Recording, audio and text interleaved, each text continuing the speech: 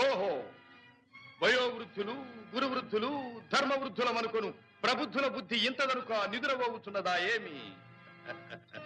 ఇప్పుడే లేచి అధర్మం అధర్మమని ఆవులించుతున్నది.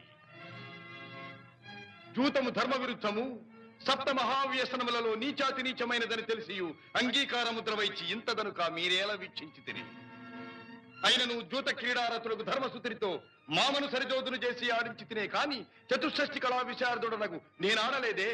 ఆట తెలియకనా? ధర్మము తెలియను గనుక. కాని ధర్మాధర్మములు విచారింపక తమ్ముల విక్రమోపార్జితములైన సంపదలను మా తండ్రి దయాలబ్ధమైన ఇంద్రప్రస్థమును తన ఒక్కని సొత్తి అయినట్టుగా ఈ పాండుసుతుడు వడ్డినప్పుడు ఇది ధర్మము కాదని మీలో ఒక్కరైనను పెదవి కదిపిరా?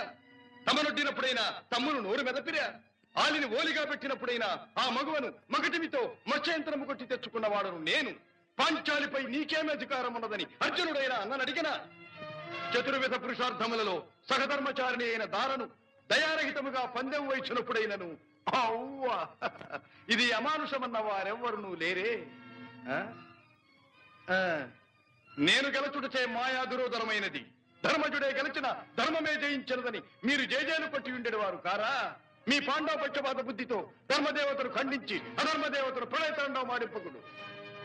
తాత, అలనాడు స్వయంవర సమయమున నా కూర్మి మిత్రులకు కర్ణుని సూతకుల ప్రసూతుడని వదరి వరబహిష్కారము చేసిన ఆ ద్రుపదులకు బుద్ధి చెప్పుటకిది ఒక ప్రయత్నము.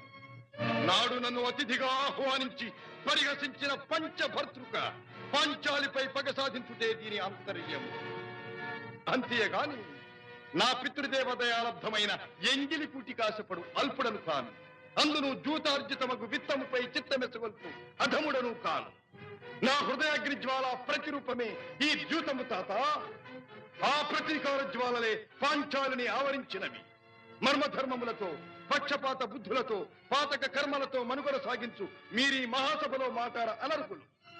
మీ హితోపదేశం కట్టిపెట్టండి, కూర్చోండి.